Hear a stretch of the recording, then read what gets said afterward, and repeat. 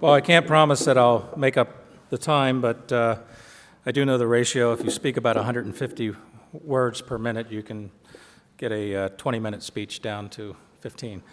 Welcome, everyone. Thank you for visiting the cities of Charlestown and visiting APUS. We love it when people from around the state can visit us here in the Eastern Panhandle. And my talk today is centered around a series of stories. Most of them really relate to my role at APUS, but many of them are relevant to the not just local but national discussion about education, business, and the benefit of partnerships that can lead to more employment opportunities. Before I do that, because we're a for-profit university that also happens to be a public company, and I'm the CEO of both, I'm going to do something a bit unusual, and the lawyers in the room will know that this is a safe harbor statement, so that anything that I say that's forward-looking or projections that deals with our company, you're going to have to go and look at our public documents and not believe anything that I say. That's the synopsis. The rest of it's here, and it's going to be recorded and shown, but there's always a disclaimer on futuristic statements and projections. The introduction of the internet was really the basis for the creation of our university in 1991.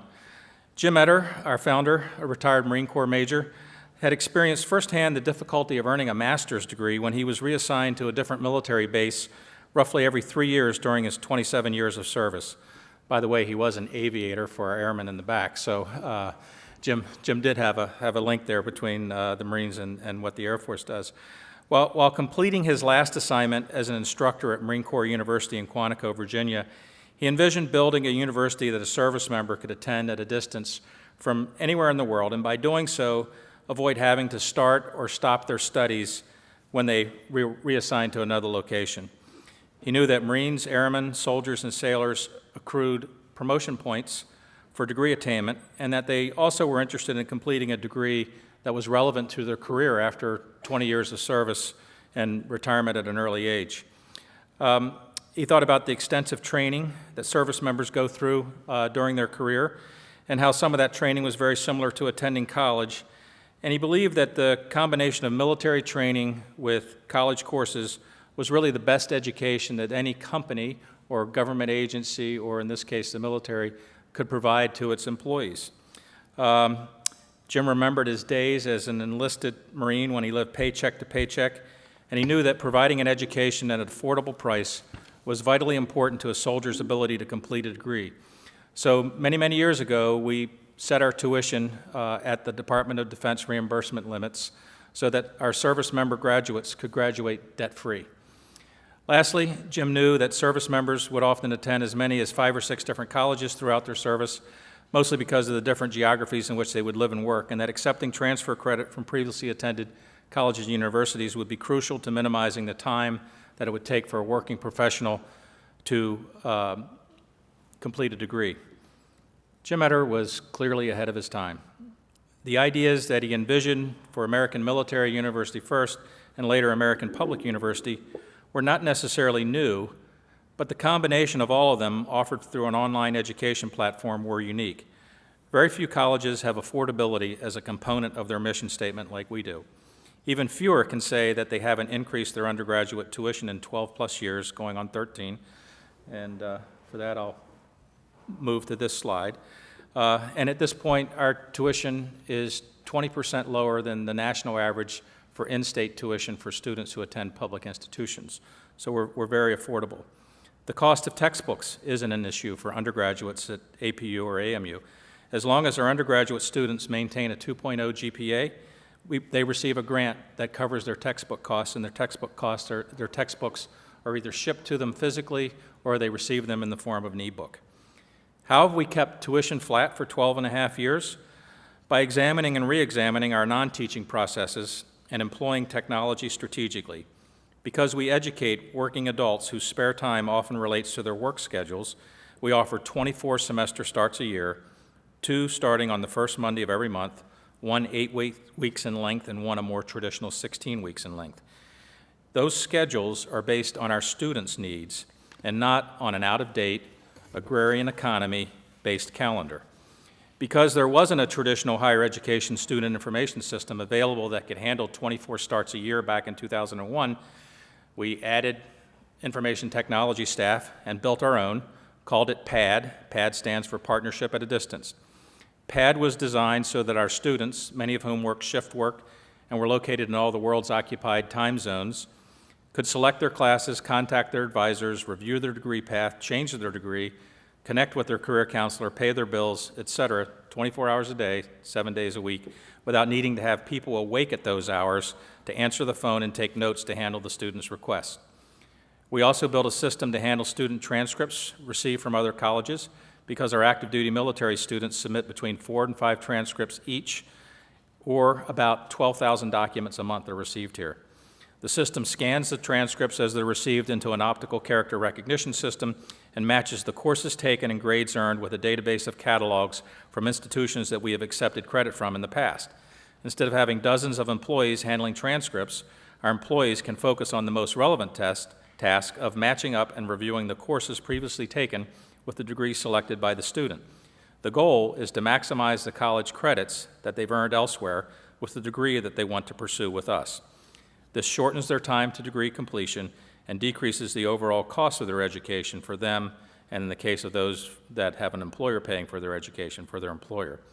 We have many other systems that are handled by approximately 160 information technology employees, all based here in the Eastern Panhandle and serving our 100,000 plus students, as well as 2,400 faculty and nearly 1,000 staff.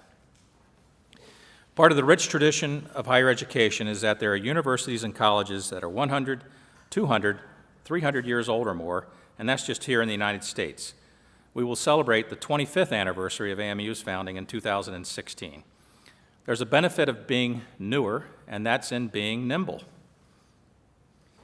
If you look at slide 5 here, in July of 2001, this is one example, AMU received approval from its accrediting body to offer a degree in Homeland Security, perhaps the first one ever, and 2 months before the 9/11 event that forever changed America.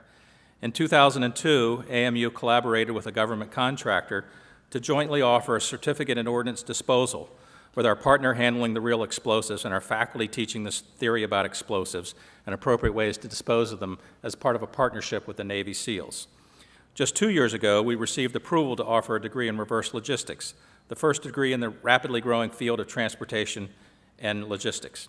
Our faculty is accustomed to working with businesses and the government to provide courses and maybe degrees that match the current needs of their employees.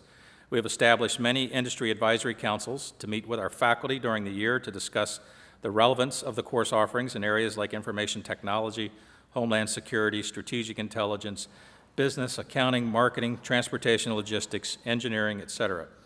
We're able to find qualified faculty because of our technology and the internet. It allows them to work from their homes wherever they live around the world. Our space studies program, for example, has several former astronauts as faculty members.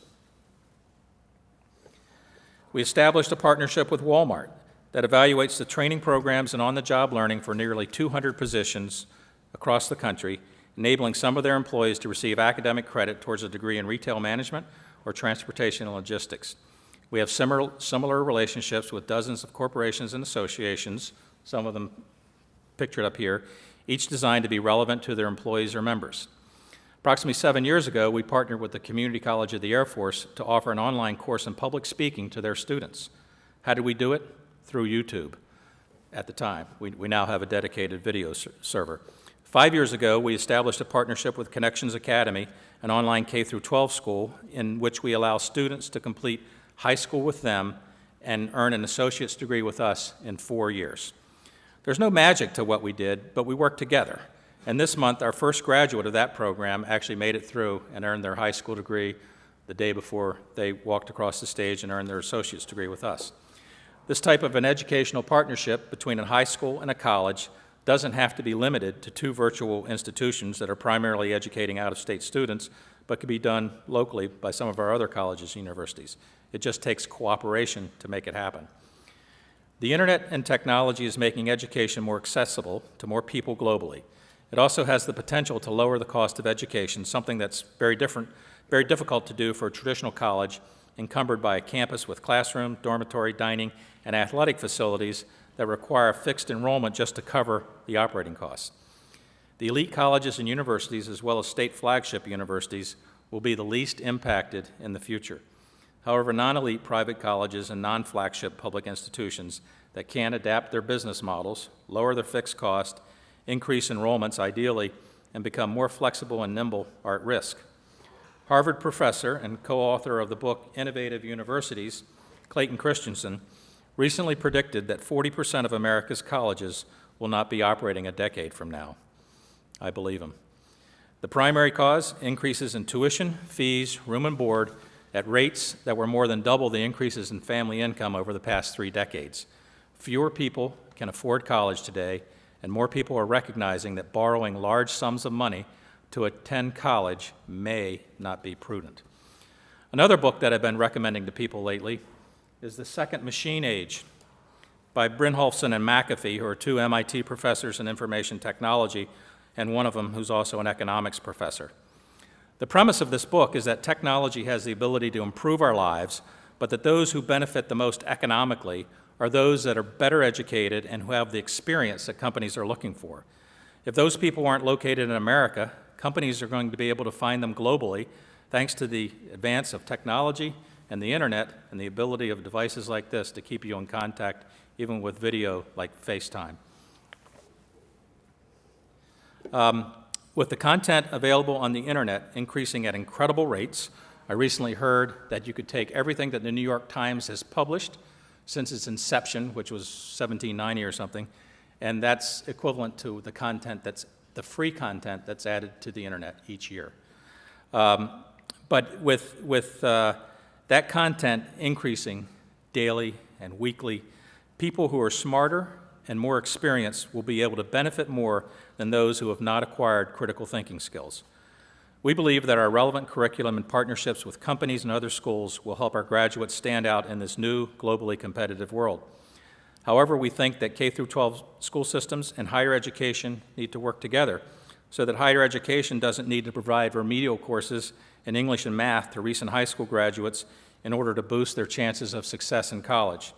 The better prepared a student is when they enter college, the further they can go with their academic journey in a shorter time. That should lower costs for the individual and for our economy in the short term and provide longer-term benefits with a better prepared graduate.